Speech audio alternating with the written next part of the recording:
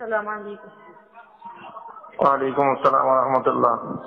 পুরো বিষয়টা তোমাকে আমি সামনে এসে বলবো। ওই মহিলা যে ছিল সাথে সে হলো শহীদুল ইসলাম ভাইয়ের ওয়াইফ, বুঝছো?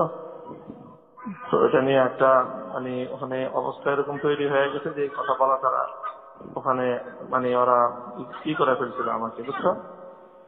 আচ্ছা, বাসায় আছেন, তারপরে কথা যা বলার বলবেন। হ্যাঁ না, বলুন তো তুমি বিষয়টা মানে অন্য অন্য কথা অন্যদেরকে বলতে হইব, পরিস্থিতিটা এরকম হয়ে গেছে এখন। এই জন্য তুমি আবার মাঝখান দিয়ে অন্য কিছু মনে করো না।